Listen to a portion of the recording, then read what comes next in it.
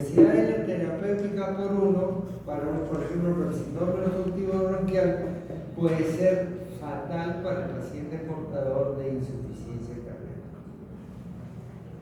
Luego, la compresión extrínseca de vías respiratorias altas. ¿Qué sucede en el doble arco aórtico? ¿Han escuchado hablar del doble arco aórtico? El doble arco aórtico uno pasa por delante de la tráquea y el otro pasa detrás de la tráquea y lo comprime, ¿ya? Pero también un crecimiento de la aurícula izquierda puede hacer que el bronquiotronco izquierdo sea comprimido por esta aurícula izquierda grande y originar atelectasias, agravando el cuadro, por ejemplo, de la insuficiencia cardíaca.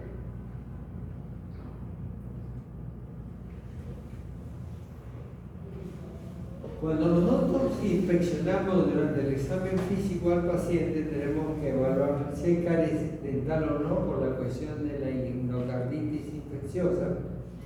Hay que ver el patrón y la frecuencia respiratoria, hay que evaluar el latido aórtico y la surgitación, hay que ver si el tórax es simétrico o no. En los muy pequeños que tienen cardiopatía severa, cuando crece el ventrículo izquierdo, el tórax se lateraliza, y en los muy pequeños, menores de 3 meses, con cardiopatía severa, el tórax se puede ir hacia adelante cuando crece el ventrículo derecho. ¿Ya?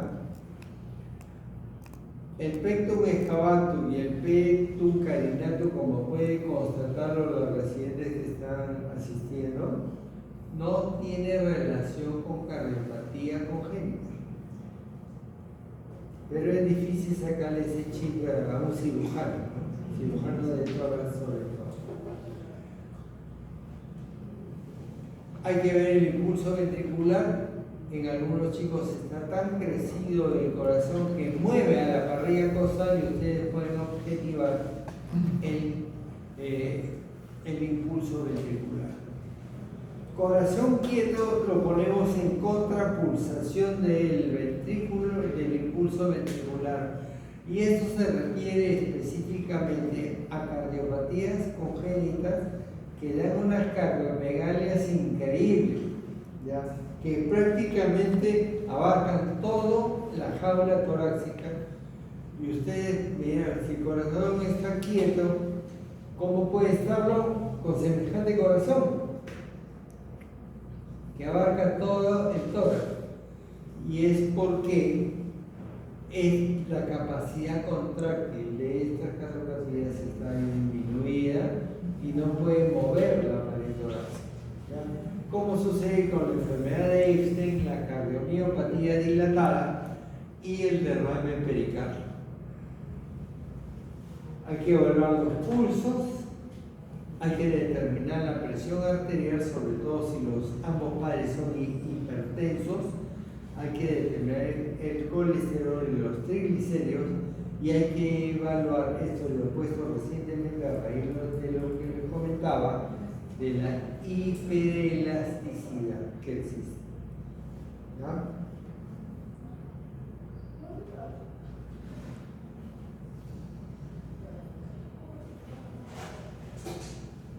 La frecuencia respiratoria varía con la edad, ¿no?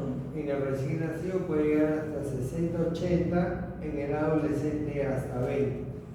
Entonces, un recién nacido que me venga con una frecuencia de 12 por algo está pasando, o viceversa, un adolescente que venga con 80 respiraciones al minuto, definitivamente eso no es normal. Entonces, esta diapositiva sirve para recordarles que la frecuencia cardíaca y respiratoria varía con la edad. ¿Ok? Esto es fundamental que lo tengan presentes, inclusive las residentes. ¿Ya? Cuando la frecuencia respiratoria está aumentada y existe distrés o dificultad respiratoria, la cardiopatía que está originando el problema tiene flujo pulmonar aumentado.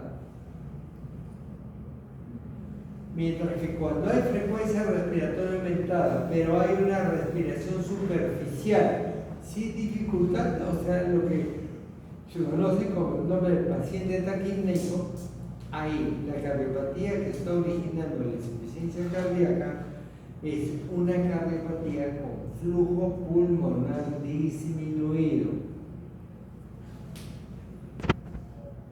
¿Ok?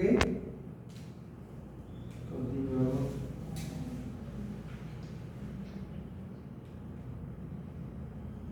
La auscultación. Es difícil la auscultación en los niños pequeños, los que han rotado por mí, que no vienen, los que han rotado conmigo y las doctoras, pueden darse cuenta que un niño que tiene insuficiencia cardíaca, por ejemplo, no se hay que examinar ni a balas, basta con que vea que se acerca el estetoscopio y quiere huir despavoridamente.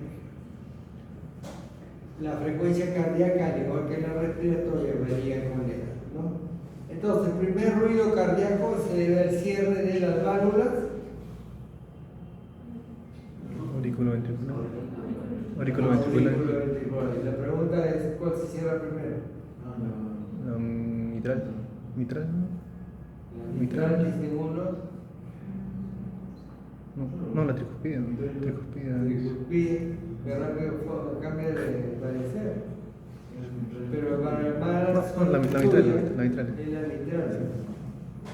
Miren el esquema, ¿qué significa M? No eso que están pensando, sino mitral. La mitral. ¿Ya?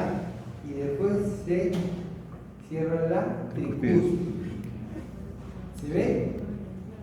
¿Acá se ve? Sí. Bueno.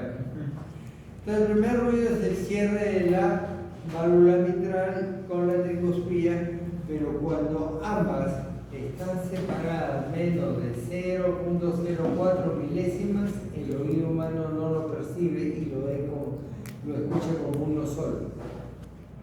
Cuando pasa de esos 0.04, ahí recién el oído humano dice, acá hay un desdoblamiento, se puede pensar. ¿Ok? Entonces, ¿cuándo va a estar desdoblado el primer ruido cardíaco? Va a estar desdoblado en situaciones con bloqueo de rama derecha, va a estar aumentado en intensidad en la estenosis mitral o tricuspida, en cualquier shunt de izquierda a derecha, no se ve, en cualquier estado hiperdinámico, hipertiroidismo, anemia, pueden ser cambiantes, algunas veces se escucha bien, otras veces se escucha bajo, bloqueo auriculoventricular completo y disminuido, que no se escucha bien el primer ruido cardíaco, ya sea en el miocardio dilatado o en el choque. Y en el segundo ruido cardíaco, ¿cuál se cierra primero? La aórtica. La aorta y luego El pulmonar. el mismo razonamiento que para la normal, ¿ok? Entonces primero se cierra la aorta, luego la pulmonar.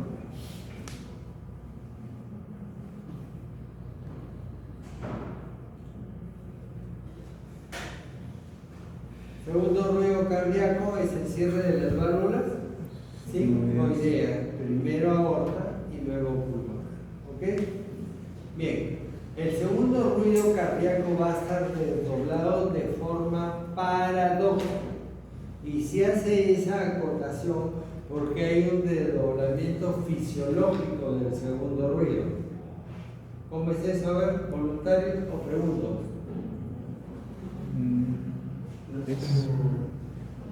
Es cuando, sí. Todo lo que hago que se mantengan despiertos. Almuerzan antes de comer con la oscuridad y todo eso, entra al toque en fase REM. Es cuando la inspiración se desdobla, ¿no? O sea, deberían sonar bien juntos, ¿no? En ambos tiempos. Bueno, en la inspiración suenan juntos y en la expiración suenan como que más separados. ¿En la inspiración? No, en la inspiración suenan más separados. En la inspiración. ¿Y en la expiración? Bueno, suenan juntos, ¿no? Ya, eso es lo correcto. ¿Pero por qué? Es que cuando hay inspiración, el tórax se expande y hay una presión negativa y el retorno venoso incrementa. Entonces, se llena más el ventrículo derecha, derecho. por lo tanto se retarda el cierre. Entonces, normalmente, el mitral que estaba acá y Guti que estaba acá, al separarse o tener más tiempo ¿cómo se llama? Para cerrarse, se separa del componente mitral y el oído humano ya lo puede escuchar. Entonces, inspiración se separa, expiración se junta.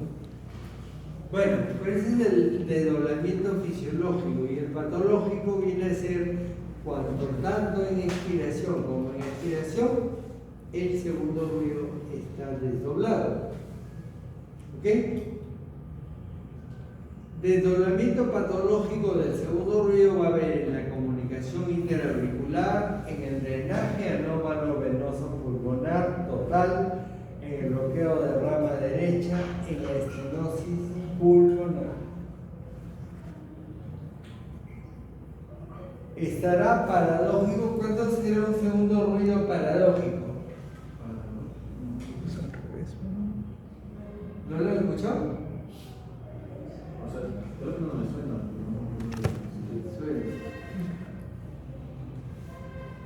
Bueno, eso de ahora que están saliendo los teléfonos conectados a los estetoscopios y que se puede ver el fonocardiograma en los teléfonos. Entonces, el segundo ruido paradójico viene a ser cuando el componente pulmonar se separa y se adelanta al cierre aórtico, se invierte. ¿Ya? Entonces, antes eso se diagnosticaba solo con fonocardiografía, pero ahora con estos dispositivos en los celulares ya vas a poder hacer tu fonocardiograma en el, ¿cómo se llama? En el celular nomás lo vas a hacer. Luego tenemos un segundo ruido único que se aparece en el falote, en la atresia pulmonar, en el tronco arterioso común, en la atresia aórtica o estenosis aórtica, en la hipotensión.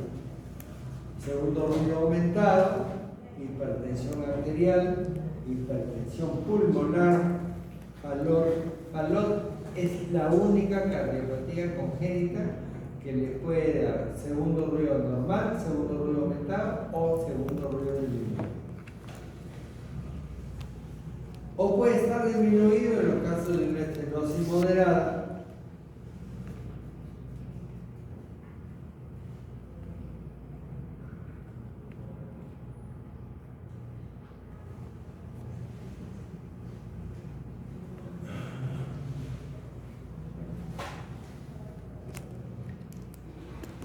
En una estenosis moderada, estenosis aórtica, taponamiento cardíaco. Ahora vamos a pasar al tercer ruido cardíaco, que es protodiastólico, y el cuarto ruido cardíaco es telediastólico. Puede ser normal en niños, tercer y cuarto ruido cardíaco, pero también puede estar en patologías específicas. ¿Y cómo es que se produce un tercer ruido cardíaco? A ver, ilústrenme.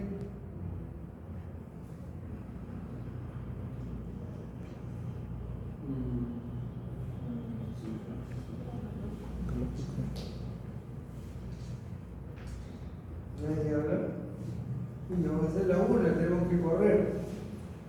Viene a ser cuando se endurecen las paredes del ventrículo. ¿Ya? Entonces, ¿qué pasa? La sangre pasa de aurícula al ventrículo izquierdo, por ejemplo, en la fase de llenado rápido. Y la sangre pasa con fuerza y rápido porque se ha acumulado sangre. Y esa sangre con rapidez va a chocar contra una pared dura y va a originar el tercer ruido cardíaco. En cambio, cuando la pared del ventrículo izquierdo es complaciente, el ventrículo le llega la sangre y se va a distender y no va a originar ruido. Pero cuando está dura y edematosa, como sucede en los recién nacidos, entonces puede haber un tercer ruido cardíaco. Y el cuarto ruido cardíaco se presenta. El cuarto ruido cardíaco se presenta cuando sucede la contracción auricular en la fase de la telediastólica con el mismo mecanismo fisiopatológico. Delegada, una pregunta. ¿Va a haber clases después de las 2? Sí. Bueno, si no termino la segunda clase, vamos a tener que terminarla el lunes. Porque tengo 2 tareas. Sí. ¿Qué es una Supuestamente la siguiente clase le corresponde como 3 clases seguidas, creo. O sea, sí había tiempo. Porque hoy día- Sí, hoy dice día que es sí va a una- estar junto con insuficiencia cardíaca y me parece según lo que nos mandaron. Ahora se hace fisiología e ICC. Y el lunes se hace crisis de hipoxia, miocarditis y maloterapia. No hay más. Crisis de hipoxia, miocarditis. Eso. Eso es. Pero esas clases de lunes son más cortas. Así que vamos a aprovechar para terminar el ICC o quieren virtual. Depende del delegado. El decano actual no le gusta la virtualidad. Depende del delegado. ¿Ah? Depende del delegado. ¿Se refiere a cambiar la de lunes por virtual o agregar una? No hay una directiva que especifique eso. Los ejemplos de las cuestiones patológicas, tanto para el tercer como para el cuarto ruido: estenosis pulmonar, hipertensión pulmonar, EITI, drenaje anómalo, venoso pulmonar total. Y las otras son ya sofisticaciones que si quieren simplemente para cultura médica, ¿no? Clic sistólico de eyección, chasquido de apertura. Yo particularmente no he escuchado esto, ¿ya? Pero lo que sí he escuchado el galope cardíaco, que es literal. Y para esto que se presente insuficiencia cardíaca, porque la insuficiencia cardíaca hay taquicardia. Para que se escuche galope tiene que haber obligatoriamente taquicardia. Lo que les gusta a ustedes es el soplo, que de frente se van a poner el estetoscopio. Le vamos a decir que hay 3 tipos de soplo: los sistólicos, los diastólicos y los continuos. Entonces, dentro de los sistólicos está el eyectivo, que se debe al paso de sangre de una cavidad de mayor presión a otra de menor presión. Ejemplo: regurgitación tricúspide, regurgitación mitral, donde la sangre pasa del ventrículo a la aurícula y los ventrículos definitivamente tienen más presión que las aurículas. O en el caso del CIB, porque ahí pasa la sangre de ventrículo izquierdo, que tiene más presión, a ventrículo derecho, que tiene menos presión. Luego viene el soplo sistólico regurgitativo, cuando la sangre pasa, no, es lo que acabo de decir, regurgitativo. El sistólico eyectivo es cuando pasa a través de una válvula sigmoidea. Las sigmoideas son aórtica y pulmonar. Entonces, cuando hay estenosis aórtica o estenosis pulmonar, se va a producir un soplo sistólico eyectivo. Por ende, esos soplos se escuchan solamente en base del corazón. No me van a venir a decir soplo eyectivo en la punta, porque ahí sí le pongo cero. ¿Ya?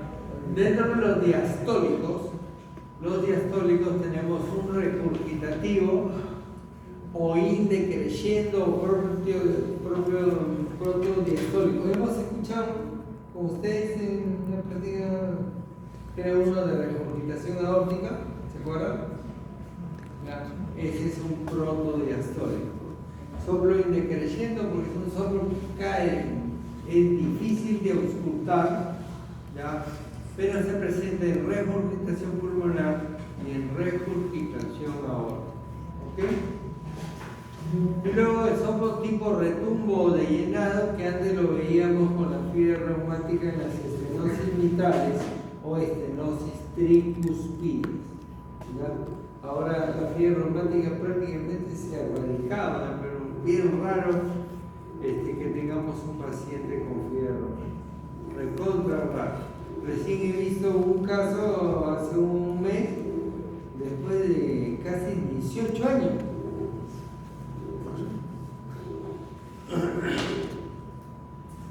Y ahora los soplos continuos. Hemos hablado de sistólico, continuos, que son aquellos que abarcan todo el ciclo cardíaco, pero con la característica que en el soplo continuo no se escucha segundo ruido cardíaco. El segundo ruido cardíaco divide la sístole de la diástole. Y les hago esta acotación porque un soplo continuo es diferente a un soplo sisto-diastólico.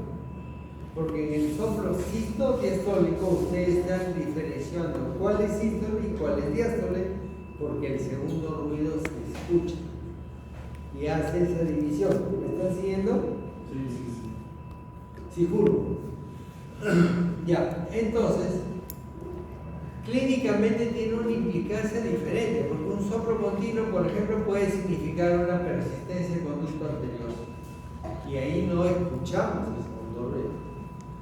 Pero cuando un paciente que ya sabemos que tiene persistencia en conducto arterioso, le comenzamos a escuchar el segundo ruido, eso que ya el soplo no pasa a ser continuo, sino sisto-diastólico, y eso significa ductus hipertenso. Significa que tenemos que hacer las cosas rápidas porque si no el paciente se va a morir.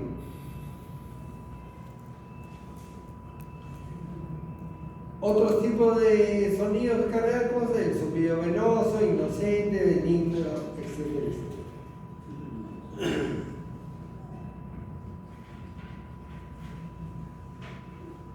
Este es un ejemplo de la estenosis pulmonar según la severidad. Miren ustedes en la parte de arriba donde dice leve, el soplo eyectivo, que es el soplo el rojo, que también se le llama, la parte más ancha del soplo está en la mitad de la sístole, ¿no? Ahí está esquematizado el primer ruido cardíaco y el segundo ruido cardíaco, ¿ya?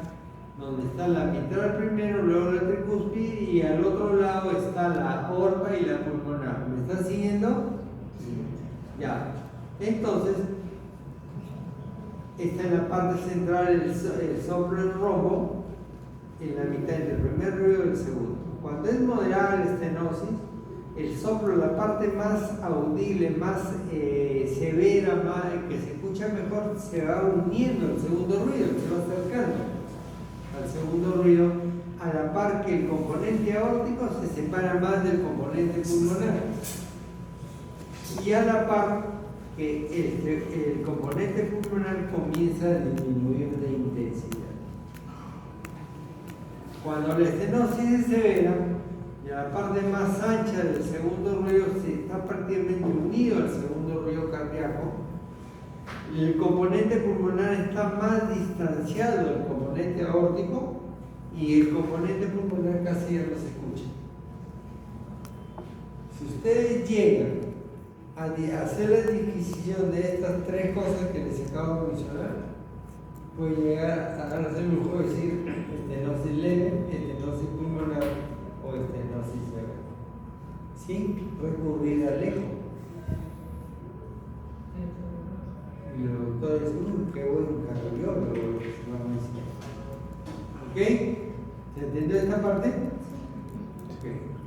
Bueno, estos son esquemas donde pueden ver ahí, miren, soplo pansistólico, porque abarca toda la sístole, holosistólico porque tiene la misma intensidad de sonido, y nosotros en cardiología al pan y holosistólico le denominamos soplo regurgitativo.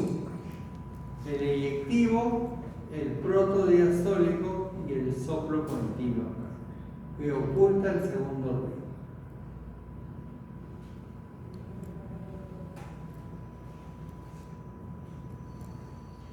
La clasificación de Levin del 1 al 6 viene del año 1933, pronta a cumplir 100 años y todavía se usa. El grado 1, cuando el paciente es solamente dice, el que dice que solo le escucha el cardiólogo, ya es un soplo muy difícil de ocultar. El grado 2 es cuando se escucha pero haciendo una concentración tremenda, poniéndole mucho puche a la auscultación, pueden llegar a escuchar el segundo ruido. El 3 es que ya no hay problema para escuchar, todo el mundo lo escucha. 4, 5 y 6 son los que tienen freno. Entonces, cuando ustedes palpan la zona del soplo y palpan frémito, ya pueden decir es 4, 5, 6. La pregunta es ¿cuándo es 4, cuándo es 5 y cuándo es 6? Entonces, miren ustedes, cuando sea que ustedes ponen el estetoscopio sobre la piel del paciente 45 grados, así. Así, donde llega. Así, miren, mi mano. Muy bien. Entonces, si el soplo en 45 grados se escucha, es grado 5. Si no se escucha, es grado 4. Y 6 será cuando colocan la membrana del estetoscopio a 1 milímetro de la piel del paciente sin tocarlo. Si lo escuchan es 6 y si no lo escuchan es 5. Ahí tienen la escala de Levy, como debe hacer. La presencia de un soplo cardíaco no significa cardiopatía de fondo, y eso es para hablar de los soplos inocentes, que han tenido a lo largo de la historia de la cardiología pediátrica varios nombres, pero el aceptado actualmente es el de soplo inocente. Y para resumir esta clase, ¿cuándo vamos a sospechar de cardiopatía congénita? Eso apúntenlo ustedes. ¿Cuándo vamos a sospechar de cardiopatía congénita? Cuando hay soplo, cuando hay sintomatología de insuficiencia cardíaca, cuando es cianótico el paciente, cuando hay cardiomegalia radiológica, cuando hay arritmia cardíaca, cuando hay alteración de los pulsos, cuando hay alteraciones en los ruidos cardíacos, cuando hay infecciones respiratorias a repetición y no hay una causa para ello. Cuando hay síncope en los pacientes o cuando hay una pobre ganancia ponderal sin causa que la pueda justificar. ¿Ya? Ese es el resumen de todas las clases. ¿Preguntas? Cero vale. Entonces, de la segunda clase, estamos hablando de pediatría. Entonces, tenemos que la insuficiencia cardíaca de 0 a 18 años se define como el fracaso que tiene el corazón para suministrar sangre. Hasta ahí, la definición clásica de insuficiencia cardíaca, la incapacidad que tiene el corazón para repartir sangre a todo lo que quiere. Pero esta tiene la peculiaridad que dice, para suministrar sangre, ya sea a la circulación sistémica o pulmonar, porque no solamente se afectan los órganos, sino también el pulmón, ¿ya? A una velocidad adecuada y para recibir el corazón el retorno venoso que viene de la circulación sistémica. O sea, para mandar la sangre y para recibir, ¿ya?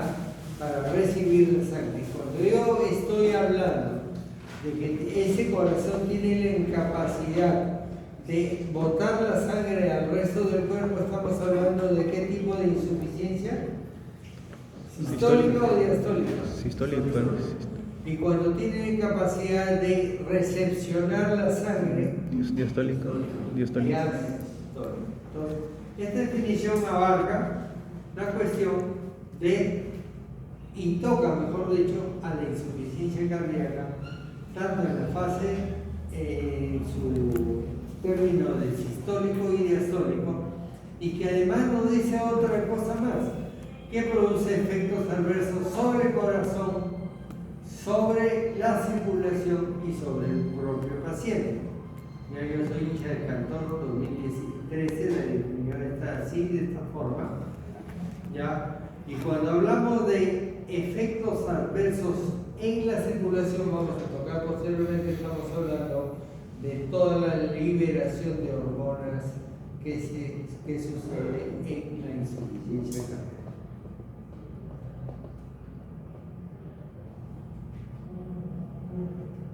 Definición de insuficiencia cardíaca, otra. Este chinito dio una definición más precoz, pero que también es válida en el sentido que es más didáctica. ¿Por qué? Porque tenemos acá que corresponde a ICC, a un síndrome clínico fisiopatológico progresivo causado por una anomalía cardiovascular como no cardiovascular. ¿A quién citamos temprano? Que cuando le describía cardiopatía congénita, les hablaba de una alteración fisiológica, alteración anatómica o una alteración funcional. Y hablamos de la cardiomiopatías. Entonces acá estamos hablando de eso. La insuficiencia cardíaca puede verse a una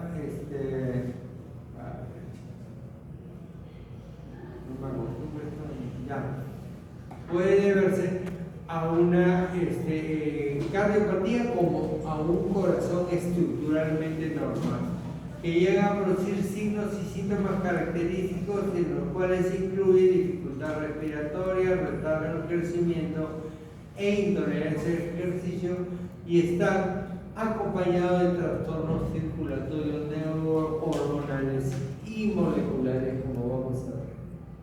¿Ok? Esta es un poco más fácil, más didáctica que la otra. La óptica es para que conoce bien el tema y sabe a qué se refiere, pero esta es más didáctica, ¿ya?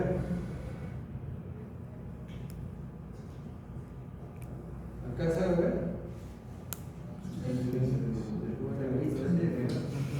Ya. Entonces, la incidencia de cardiopatía congénita elegimos 8 por cada 1000 recién nacidos. Primer dato. Los datos de los pocos trabajos hechos en Estados Unidos que hablan de la incidencia anual de insuficiencia cardíaca en pacientes cardiópatas estructurales, ¿ya? Es del 0.1 al 0.2 por año de los recién nacidos vivos.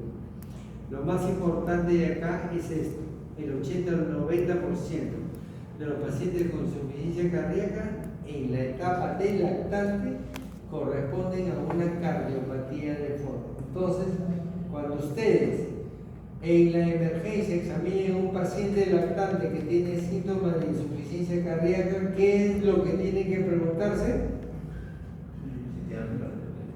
¿Qué cardiopatía es? ¿Ya? Porque el 80 al 90% se ve. Mientras que un 30 o 40 pacientes de toditito, los pacientes con insuficiencia cardíaca tienen función sistólica normal. ¿Por qué? Porque el problema está en la diástole. O sea, sería una insuficiencia diastólica. La insuficiencia cardíaca es una emergencia cardiovascular. Encima de todos los problemas que tiene el niño con la insuficiencia cardíaca, se agregan otros factores productos de su edad que agravan la insuficiencia cardíaca y que no la posee el adulto. Y eso es que, miren ustedes, se estima que el número de alveolos al nacer es de 20 a 50 millones, a comparación de un niño de 8 años que ya tiene el pulmón del adulto, que llega a tener 300 millones. ¿Quién ventilará mejor? El adulto mejor, ¿no? Entonces, y además, la superficie de intercambio gaseoso en un recién nacido es de 2.8 metros cuadrados, mientras que de un niño a los 8 años es de 32 y de un adulto es de 75. Hasta en eso está en desventaja el niño que hace insuficiencia cardíaca. Se estima que la distensibilidad del pulmón en un niño es 1/12 parte del adulto. O sea, el pulmón del niño es más duro para extenderse. Otro factor negativo. ¿Ok? Y la mortalidad a los 5 años de insuficiencia cardíaca es un 80%. Esto simplemente para graficar de que todos los tratamientos en pediatría son del nivel de evidencia C. ¿Qué significa nivel de evidencia C? significa o que son adoptados por pequeños estudios con pocos números de estudios con poca cantidad de pacientes, o que se adoptan a través de un consenso de expertos.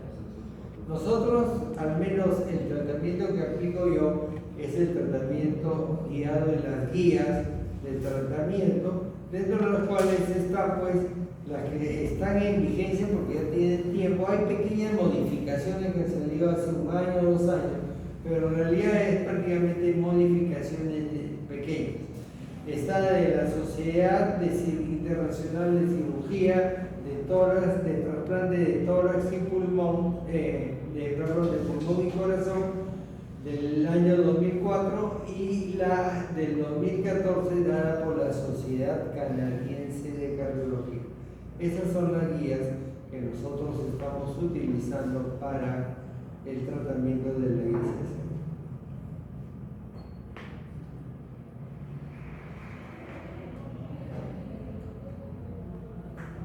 Este dato es bien interesante que lo tengan presente, porque no piensen que el miocito de un pretérmino o de un recién nacido es igual al miocito del adulto. ¿Ok? Miren ustedes, la contractibilidad, este va como título, la contractibilidad miocárdica mejora con la edad. ¿Y por qué es que mejora?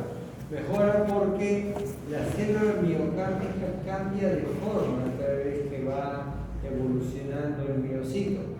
Inicialmente redonda y luego se hace a su forma normal. ¿Cuál es la forma normal del miocito? Fusiforme. ¿Es ese? ¿Redondo? No, es como un tubo, es como un tubo con ramificación. Fusiforme. Las miofibrillas se contraerán mejor en una célula redonda que en una fusiforme. Fusiforme. Primera desventaja. Segunda, la disposición de las miofibrillas, ¿ya?, y el número de ellas mejora con la edad. ¿Ya?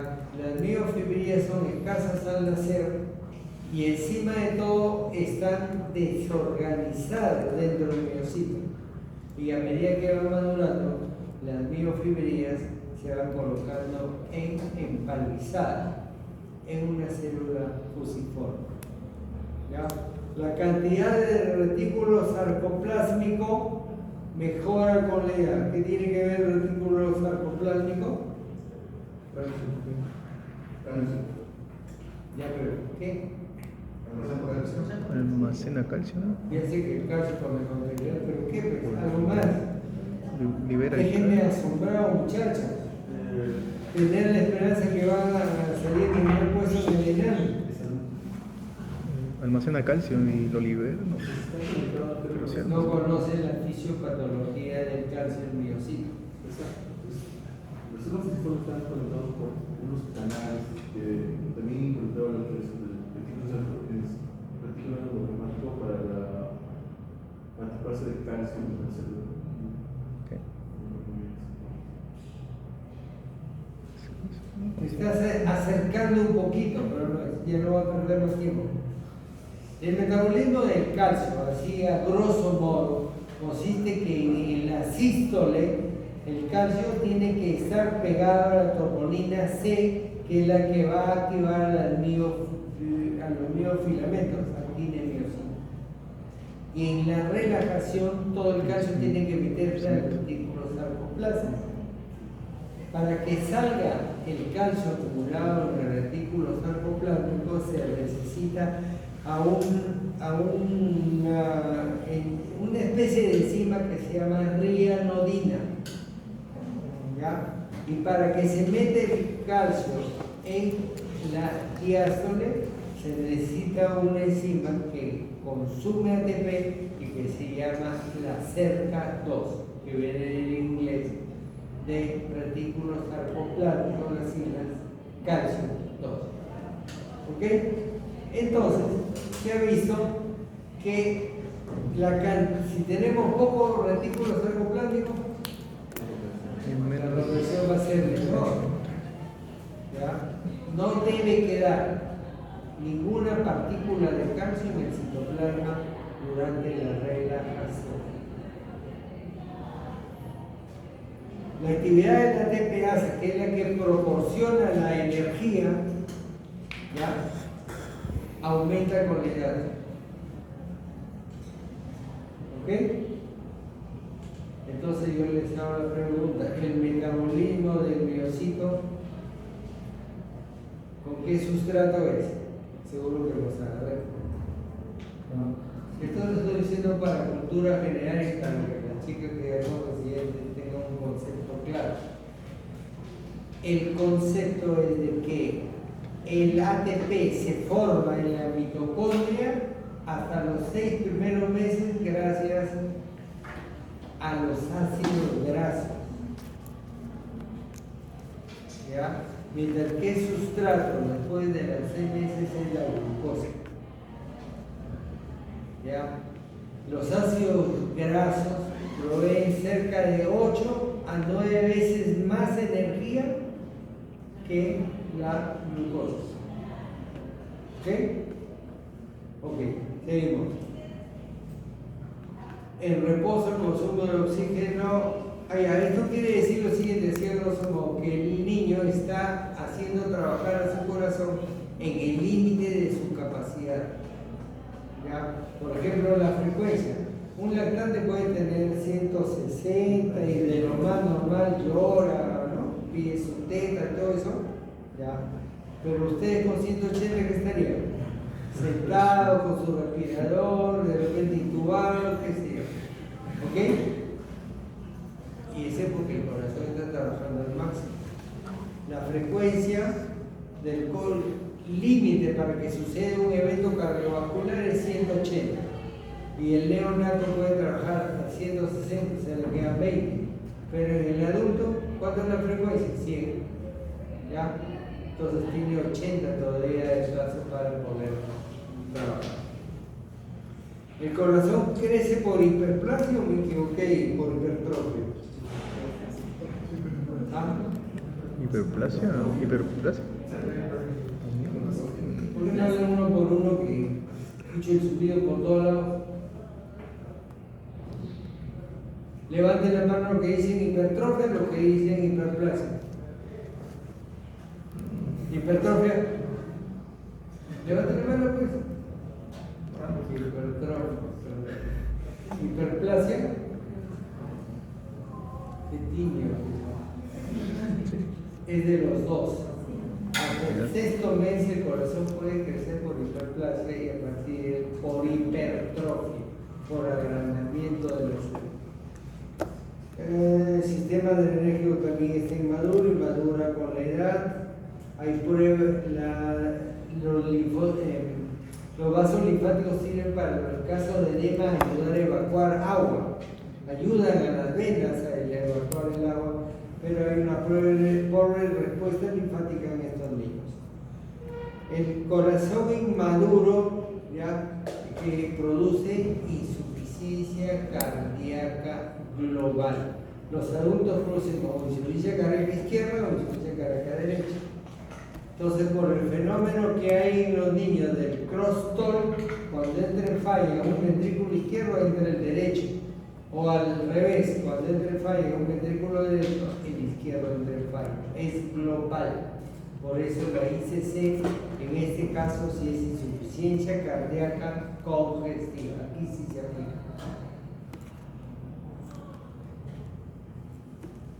Ahí está la sintomatología de un trabajo que salió en el Pediatrics hace muchos años y hasta ahorita se usa porque es muy bueno este trabajo. Todavía siguen cobrando para bajarse. Entonces, cuando un niño nace con insuficiencia cardíaca, ¿ya? Cuando un niño nace con insuficiencia cardíaca, entonces pueden haber varios factores. Puede verse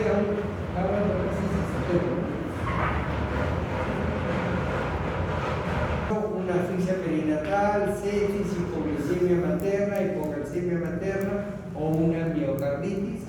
Puede producirse insuficiencia cardíaca en el nacimiento. ¿Ya? El niño nace con insuficiencia cardíaca. ¿Ya?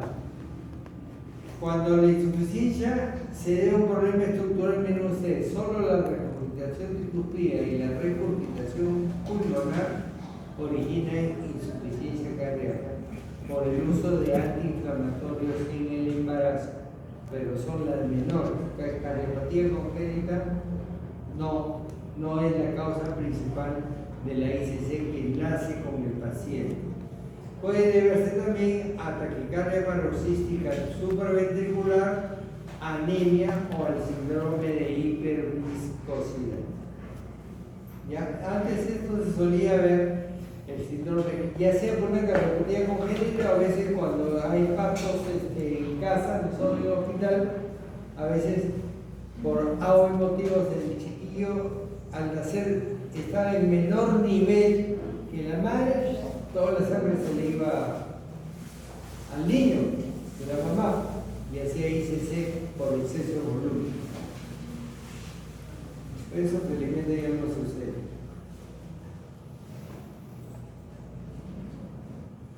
Luego, los pacientes que hacen insuficiencia durante la primera semana. Acá entran las cardiopatías realmente severas, donde hay que trabajar inmediatamente si no el paciente fallece. El PCA en el prematuro, que hay que tomar acciones, ¿no? Surfactante, ventilador, etc. El síndrome del corazón izquierdo hipoplásico, la estenosis y la coartación severas, el drenaje venoso pulmonar total obstructivo o una estenosis pulmonar severa. Luego vienen las causas que mencionamos acá, ¿no? De la anomalía de la frecuencia cardíaca, de insuficiencia cardíaca derecha, que no le tocamos acá porque eso lo ve neumología, ¿no? Aparecen los desórdenes renales, insuficiencia renal o hipertensión sistémica, que va con insuficiencia renal. Y luego desórdenes endocrinos, como son el hipertiroidismo neonatal, que puede llegar a producir una ICC de gasto alto. Cuando nacen entre la primera y la semana, en la sexta semana de vida, ya vienen todos los pacientes que vienen a la consulta, que vamos a ver. ¿Ya? ¿Y por qué sucede entre la primera y la semana? ¿Por qué ese capricho que se en esa edad?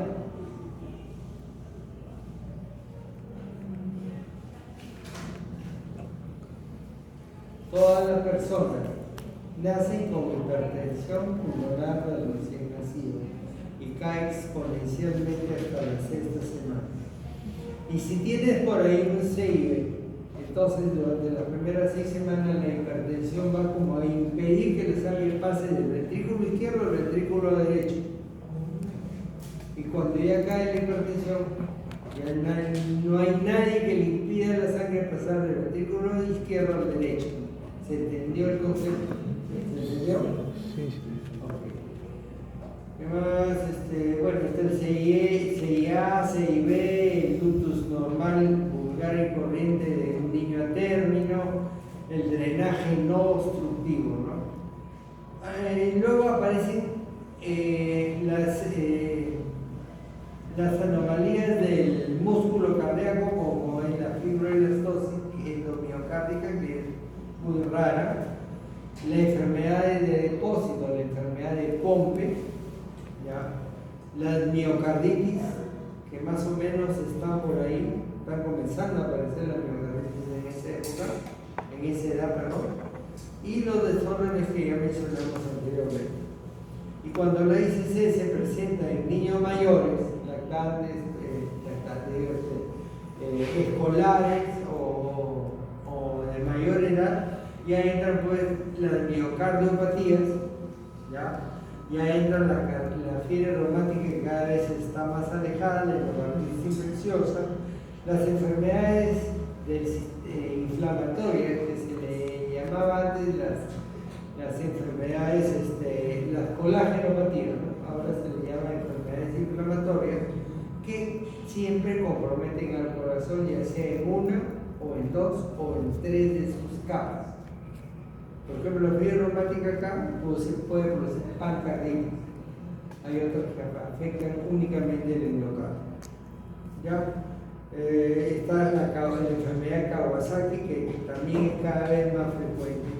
Y al final la hipertensión pulmonar primaria, ya dando sus primeros síntomas, porque en ese ahí aparece la cianosis. Y él nació con hipertensión pulmonar primaria, pero la sintomatología aparece en ese edad.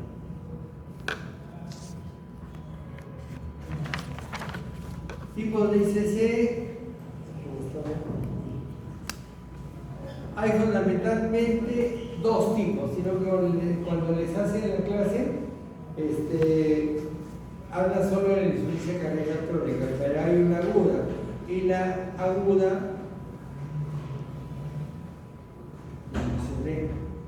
aguda, puede llegar al consultorio porque se descompensa una insuficiencia cardíaca crónica.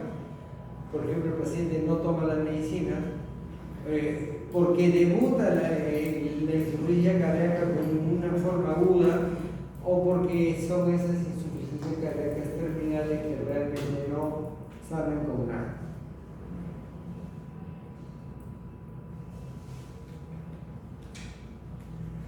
Insuficiencia cardíaca actualmente, no vamos a hablar de la voz, sino de la crónica, actualmente, en ninguna guía o protocolo de tratamiento van a hablar de insuficiencia cardíaca aguda, subaguda que había antes. Ahora, en las cardiopatías y específicamente en la cardiopatía, en la cardiología, ¿ya? Se habla de insuficiencia cardíaca crónica en 3 de sus variantes guiadas por el ecocardiograma. Entonces, hay una variante que se llama la insuficiencia cardíaca con fracción de eyección reducida o baja, ahí está en inglés, disculpen, y cuando la fracción de eyección es menor del 40%. Es la famosísima HFR. ¿Ya? Hipertensión, insuficiencia cardíaca con fracción de eyección reducida. Hay la que es moderadamente, la fracción de eyección está moderadamente reducida cuando la fracción de eyección está entre los 40 y el 49%, y será con fracción de eyección normal cuando es mayor del 50%. La insuficiencia cardíaca que tiene más del 50% es porque la enfermedad es generalmente una insuficiencia cardíaca diastólica. ¿Ya? Esto es para que entiendan, vamos a entrar un poco a alucinar con la fisiopatología. ¿Ya? Entonces miren ustedes, acá tenemos que hay una injuria al miocardio que va a producir disfunción ventricular. La disfunción ventricular te lleva a dos cosas, a la remodelación y en la activación de los sistemas neurohormonales. ¿Ok? La remodelación per se te puede llevar a una falla de bomba, y al fallar la bomba estimula aún más a la respuesta neurohormonal. Aparte que la falla de bomba te puede llevar a la muerte. Pero ¿qué es lo que origina esta disfunción o esta respuesta neurohormonal? Que comiencen a producirse factores de crecimiento que después ya les voy a explicar eso, que van a hacer que progrese la remodelación cardíaca y entran en un círculo vicioso, y por eso que la insuficiencia cardíaca llega a ser refractaria, porque ya no se puede hacer nada por ello. ¿Ya? Cuando se activan los sistemas neurohumorales, ahí recién aparecen los síntomas. ¿Ya?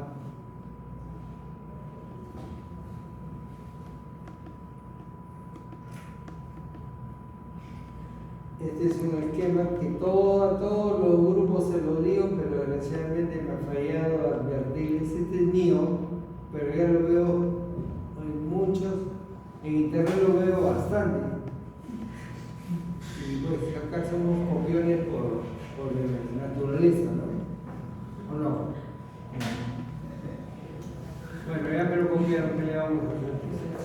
Miren ustedes, sobrecarga de presión sobrecarga de presión, una estenosis aórtica, sobrecarga de volumen, un CIB, por ejemplo, ¿ya?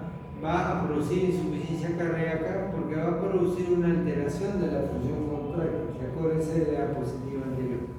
Esto va a llevar a la remodelación, y la remodelación cardíaca es cuando es sobrecarga de presión, hipertrofia, y cuando es sobrecarga de volumen es dilatación. Esa es la remodelación cardíaca. Esta remodelación cardíaca habíamos dicho que puede desencadenar la activación de los sistemas neurohumorales e inmunoinflamatorios. ¿Estamos? ¿Ya? Ahora, ¿cuál es el problema de esto? Según la diapositiva anterior, que esto llega a hacerse un círculo vicioso y se va a perpetuar y se va a magnificar la insuficiencia cardíaca. ¿Ok? Y esto en las insuficiencias cardíacas refractarias, ¿ya? Es porque la ICC refractaria o crónica de larga data va a alterar la morfología molecular y va a haber una alteración genética. Miren, se va a los genes y va a comenzar a producir proteínas anormales porque hay alteraciones en el ARN mensajero. Ustedes saben que el ARN mensajero va a ir a las mitocondrias y con eso va a fabricarse las proteínas.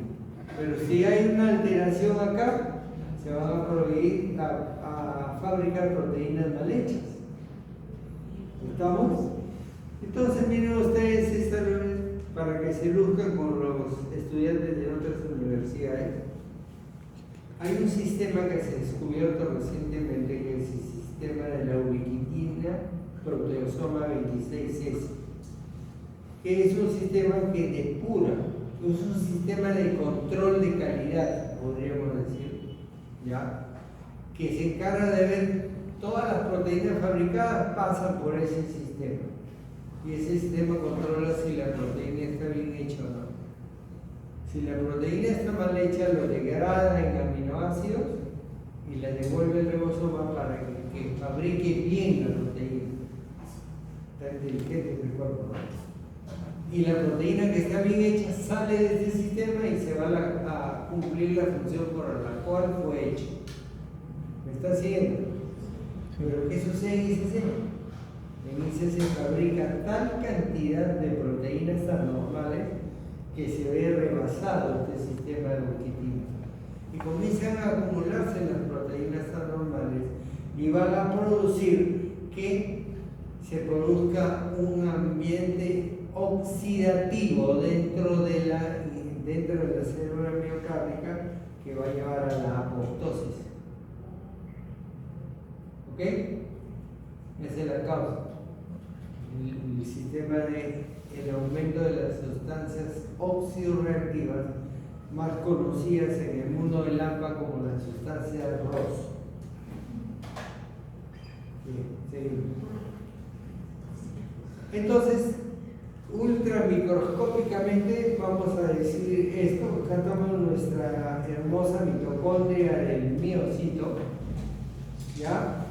Está la mitocondria. Hay dos caminos a seguir.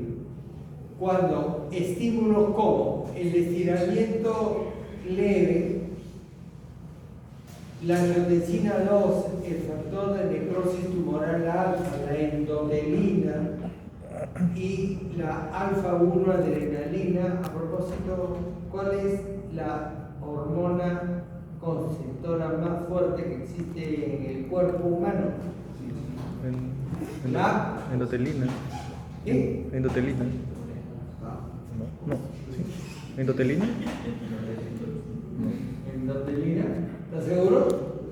La endotelina 1 es más fuerte que la vasoconstrictora desde el punto de vista de vasoconstricción que la angiotensina 2.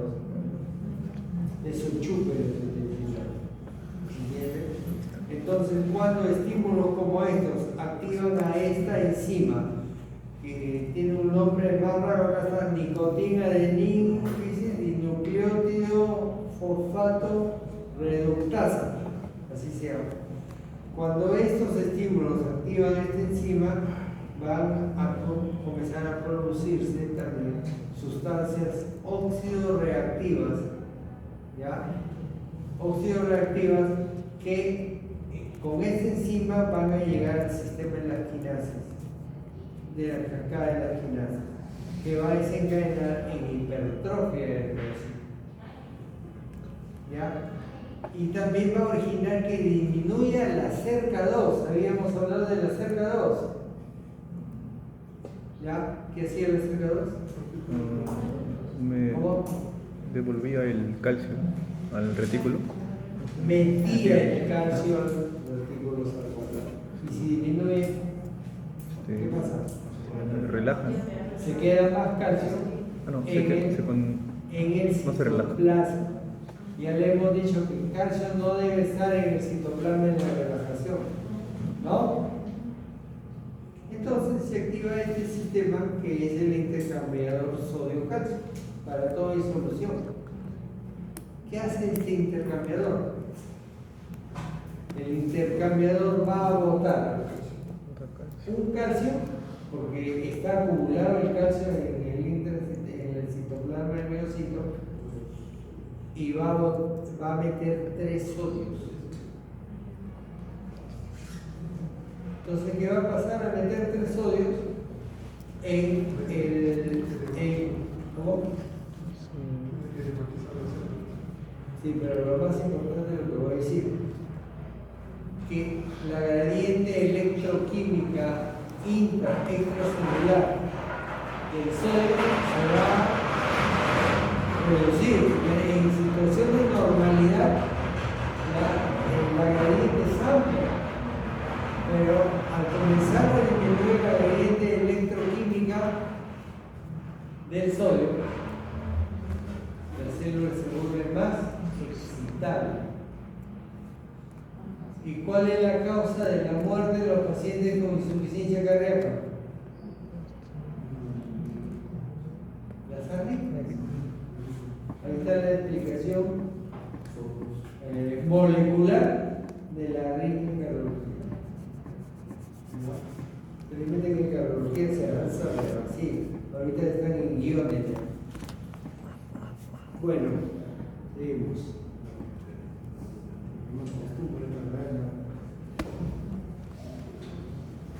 Este también fue mío, pero también está en internet por desgracia. Debería cobrar derecho de autor, ¿no? Miren, probablemente cuando les han hecho las clases les han hablado de uno u otro sistema neurohumoral, pero todos estos de acá son sistemas neuromorales. Unos son vasoconstrictores y otros son vasodilatadores.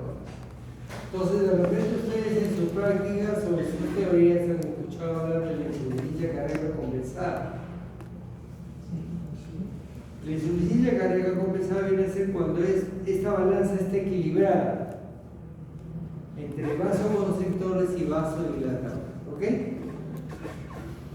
Vasoconstrictores, sistema nervioso simpático, noradrenalina, norepinefrina, sistema de la renina, angiotensina, aldosterona, el sistema de las endotelinas 1, 2, 3, el sistema de la arginina, vasopresina, conocida como hormona antidiurética, el factor de necrosis tumoral, todos ellos producen aumento de la contractividad, aumento de la frecuencia cardíaca, vasoconstricción periférica, retención de líquidos, ¿ya?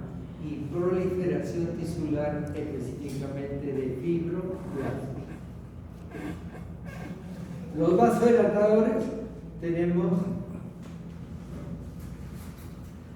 péptido arterial natriurético, tenemos el óxido nítrico, ya que es el más poderoso vasodilatador que tiene el cuerpo. Ha entrado hace poco menos de 10 años la mielina, que es vasodilatadora también, produce vasodilatación y todavía no la incluyen, pero pronto lo van a hacer probablemente. Prostaglandinas, vasodilatadoras, el sistema de las adrenomedulinas, y la calicreína barrequina. Todos estos vasodilatadores que van a producir vasodilatación, efecto diurético, lo contrario del otro, y reducción de la proliferación celular. ¿Ok? Entonces, ¿cuál de todos estos sistemas es el que primero se afecta? Le voy a preguntar a los que están con los ojos cerrados. A ver, chequeo. Ya va uno. ¿Uno nomás? A ver. Al fondo, la alumna al fondo que está. Ya. ¿Cuál es el primer sistema neurohumoral que se afecta o que se despierta? Entre todos, vasodilatadores y vasoconstrictores.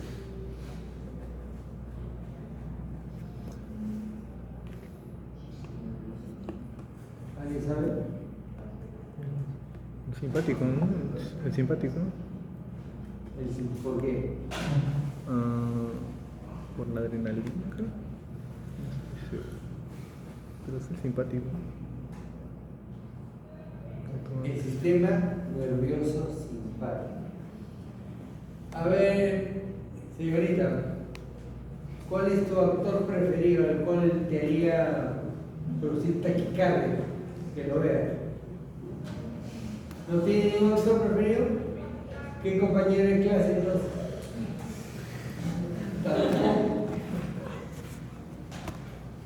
La cosa es que cuando o vas por la esquina y viene un pata con una pistola y te amenaza de muerte, lo primero que vas a sentir es taquicardia, ¿no es cierto?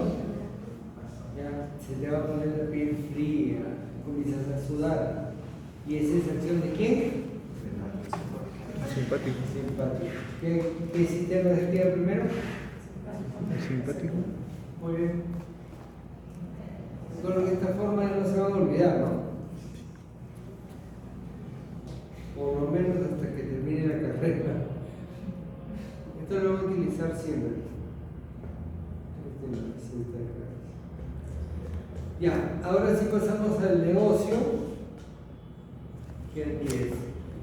Los síntomas de la insuficiencia cardíaca en pediatría son lactancia entrecortada y disnea de esfuerzo. El niño que viene succiona del pecho materno y se cansa.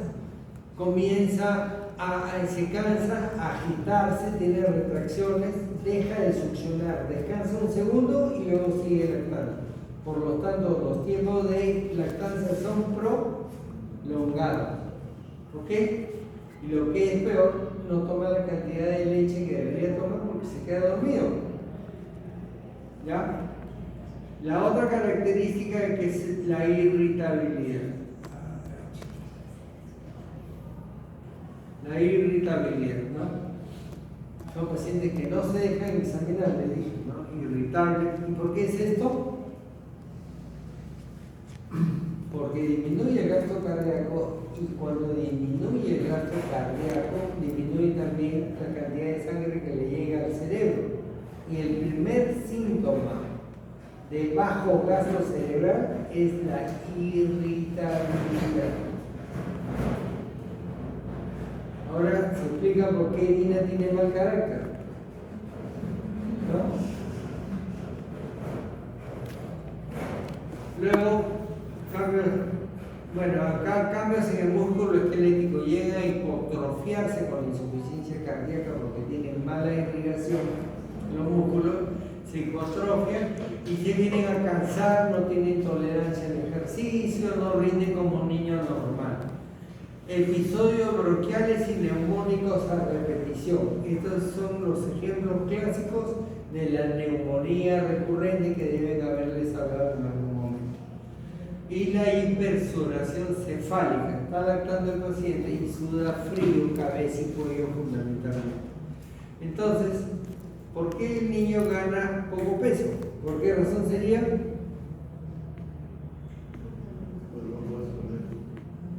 ¿Por qué? Bajo vaso.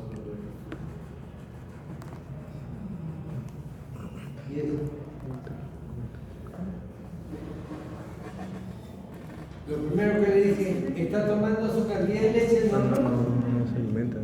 No. Ha disminuido sus aportes, ¿cierto? La segunda razón es porque todos esos sistemas que hemos visto consumen energía. Y la energía que se utiliza para crecer, desarrollar los órganos, se va en la activación de los sistemas neuronales. Y tercero, porque hay edema intestinal y no hay una correcta absorción de nutrientes. ¿Ok? Bien.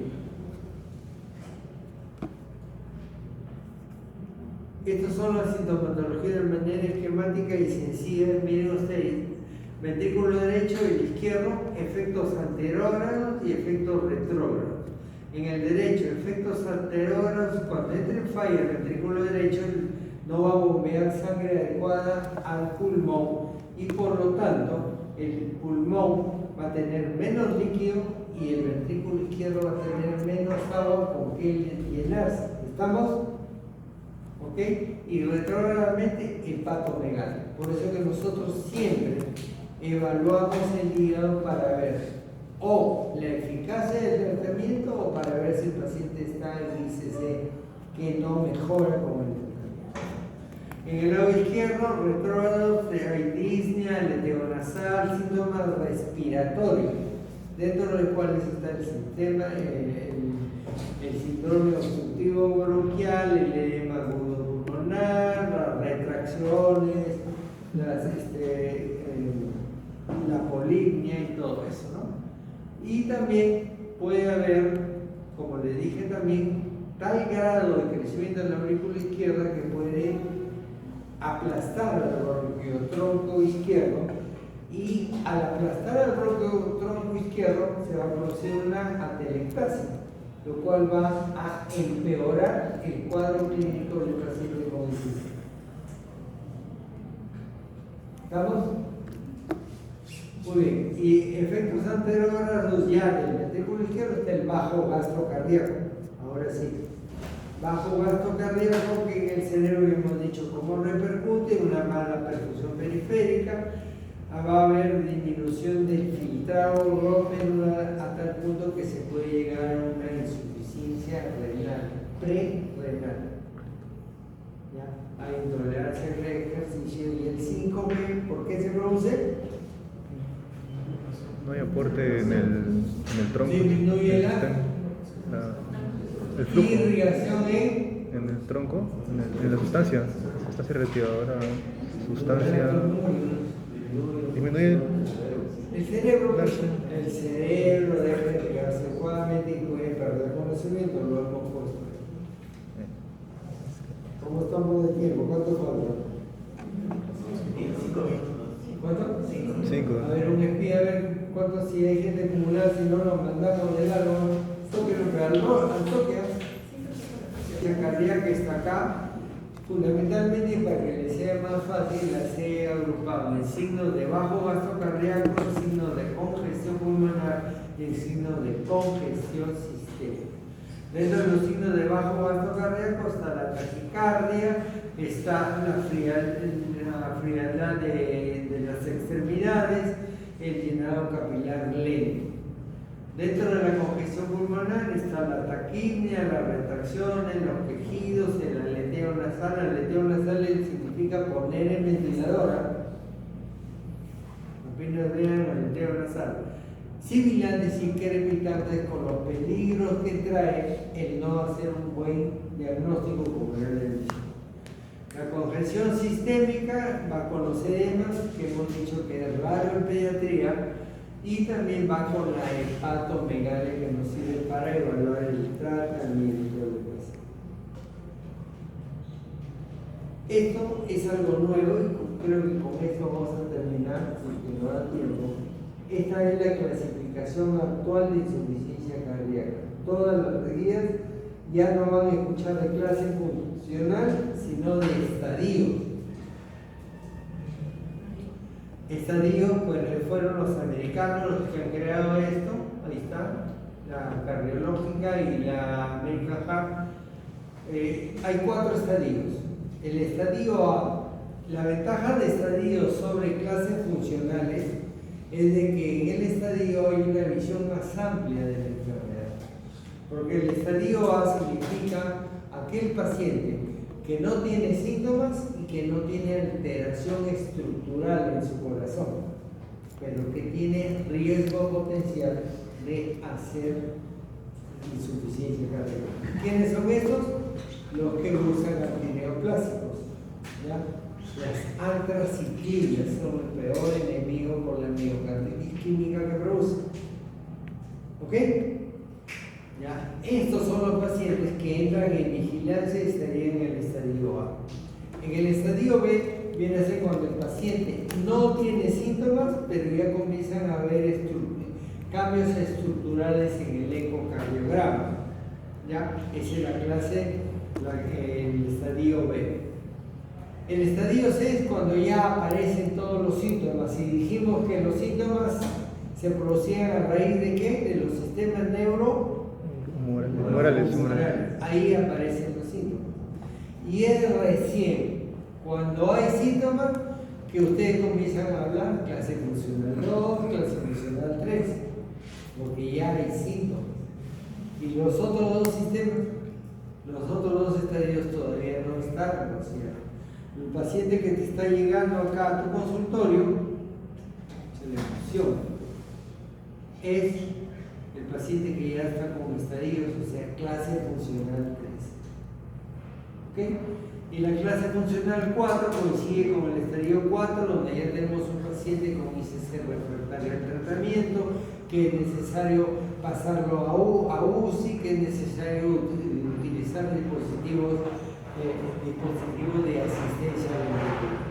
Entonces, bien claro eso, la clase funcional 3, 4 es a partir del estadio C.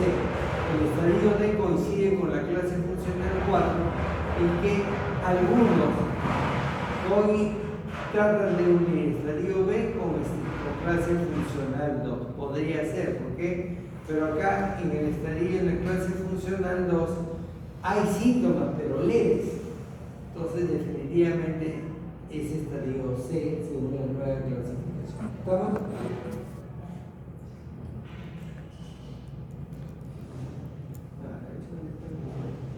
Bueno, esto rápidamente para hablar sobre la insuficiencia cardíaca aguda, para no dejar de mencionar algo sobre esto. La insuficiencia cardíaca aguda, eso lo ven pues los intensivistas. Y esta clasificación de data de ya varios años fue creada para clasificar al paciente en cuidados intensivos infartado, y ahora lo está aplicando todo el mundo. Entonces, abarca los síntomas en dos grandes grupos de signos, hepatomegalia, taquipnia, ortopnia, politiraje, retracciones como síntomas de congestión pulmonar, y luego el otro grupo de síntomas es la hipotensión o taquicardia, compresión de pulso superficial, o sea, el pulso filiforme que llamaban antes, extremidades frías por el mal llenado capilar y irritabilidad del paciente. ¿Ok?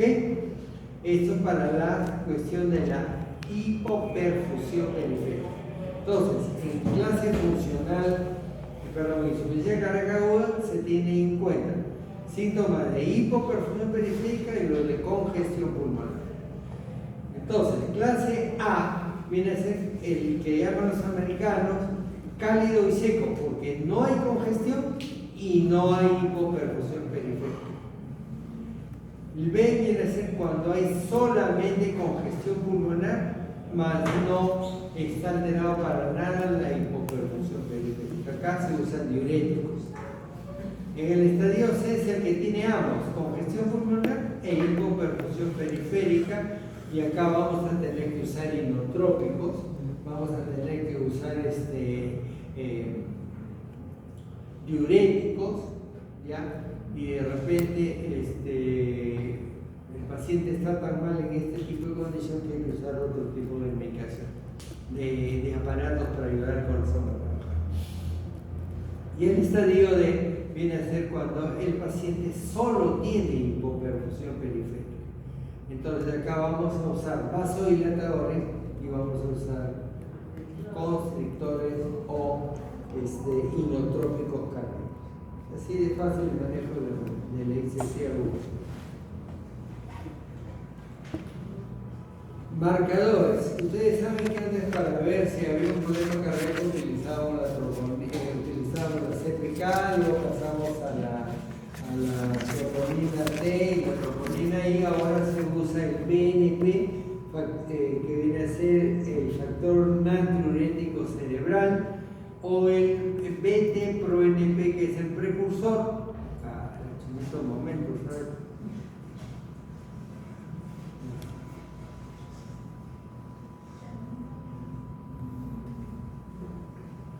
Ya. Entonces, acá tenemos el ProBNP, que es tan sensible y tiene una buena recomendación fuerte. Es tan sensible como, por ejemplo, cuando está menor de 150, el paciente definitivamente no tiene insuficiencia cardíaca. Pacientes que vienen con distrés respiratorio de la emergencia, le hacen su ProNP o NP o BNP, y van a encontrar que puede ser respiratorio, puede ser cardíaco, ¿no es cierto? Entonces, si sale menor de 150, respiratorio. El BNP, cuando sea entre 150 y 350, posiblemente sea insuficiencia cardíaca. Cuando es más de 350, se trata de insuficiencia cardíaca leve. Cuando es mayor de 600, se trata de una insuficiencia cardíaca moderada. Cuando es mayor de 1000, una insuficiencia cardíaca grave. Exactitud que tiene este ProBNP. Seguimos.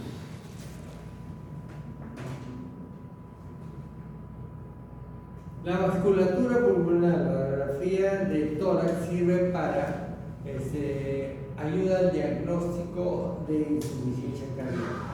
Entonces, con la vasculatura pulmonar podemos ver patrón de congestión venocapilar, patrón de plétora pulmonar en aquellos shunt de izquierda a derecha, o el patrón de la hipertensión pulmonar que hablábamos ayer en la práctica. ¿Te acuerdas? Ayer o antes de ayer. Entonces tenemos, esa es una placa, ¿ya?,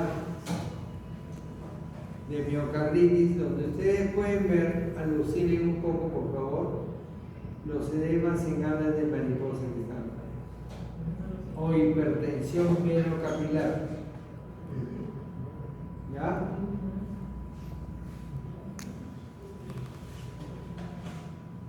Esta es la congestión arterial pulmonar, donde ustedes pueden ver un patrón difuso, uniformemente distribuido.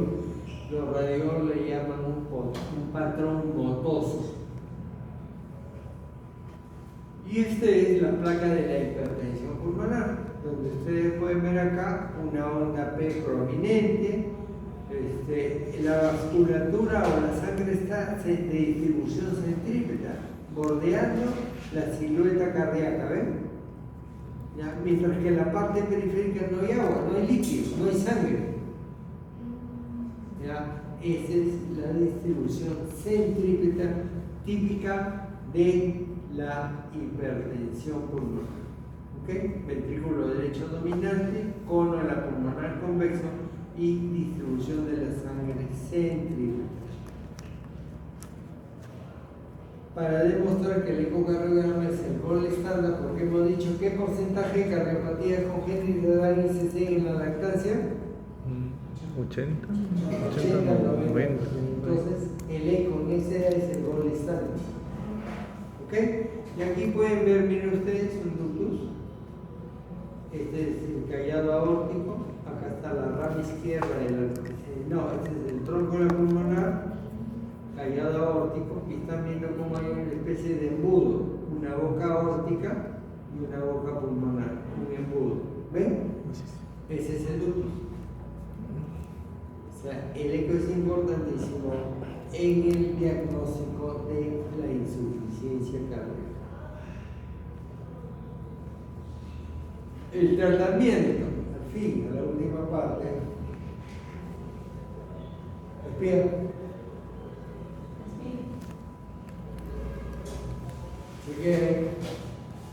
Si hay alguien, espere de la muela, pues, hasta que llegue el profesor.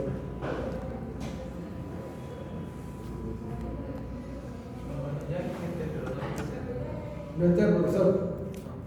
A ver, sí. Entonces, tenemos acá que hay que evitarle que gaste energía el paciente. ¿Y cómo lo evitamos? Poniendo el reposo. El niño, a pesar de que está con insuficiencia cardíaca, es intranquilo, se mueve, llora, grita. Cuando no entiende razones después de un diálogo razonable, se le sedara, pues podemos sedarlo con morfina, si que esté en UCI, meperidina, Iguti, o fenobarbital oral o midazolam, ¿ya? O midazolam vía oral o cuando se le va a hacer un procedimiento. Luego tenemos la dieta, debe ser hipercalórica porque tiene que tener calorías en exceso para recuperar las calorías que pierde. Restricción hídrica va a ser única y exclusivamente cuando hay congestión. Esto fue uno de los asuntos que arregló la guía canadiense de manejo del CC. Antes uno decía, no, hay que restringirle, otro decía, no, hay que darle normal. No se ponían de acuerdo, unos pleitos increíbles, pero ahora ya está determinado que solamente cuando hay evidencia de congestión es la única indicación de dar diuréticos. ¿Ya? Cuando ven una flaca mujer congestionada como la que hemos visto ahí, este patrón motosa, no hay duda que hay que poner el diurético. El paciente que tiene que estar semisentado, controlar la temperatura y la humedad, la fiebre es deleteria para el paciente con insuficiencia cardíaca, porque el paciente con fiebre entra en un metabolismo anaeróbico, hipercatabólico y gasta energía. Y lo que tenemos que ahorrarle al paciente es la energía, hay que economizarle energía. Por eso es que lo sedamos, para que no gaste energía por las puras. Por eso es que le damos la comida por sonda orogástrica, porque el hecho de succionar gasta más energía que con un biberón. ¿Ok? El oxígeno se debe administrar en bajas concentraciones, 2 litros por minuto, fundamentalmente porque hay cardiopatías ductus dependientes, que si ustedes le van a poner oxígeno a altas concentraciones, le van a cerrar el ductus, y a esas cardiopatías definitivamente no les conviene cerrar el ductus porque se mueren al toque. La restricción de sodio va a estar en función de si el paciente tiene hipernatremia, está edematoso, ahí se le va a restringir el sodio y se le va a reponer cuando hay hiponatremia. ¿Ya? Entonces usted dirá, pero si el paciente con ICC tiene sodio alto, la cuestión es de que es mejor pasarnos un poco en el sodio a que el paciente por hiponatremia haga edema cerebral y se muera enclavado. ¿Estamos? Hay que tratar jóvenes las infecciones respiratorias, corregir el medio ambiente y corregir la anemia. La anemia es importante. La anemia por sí sola puede producir insuficiencia cardíaca. Si no, hay que preguntarle a los pacientes con anemia clásica que tienen unos corazones inmensos que abarcan todo el tórax. ¿Ok? Listo, lo vamos a dejar acá para tomar lista. ¿De qué me pregunté? Los que no se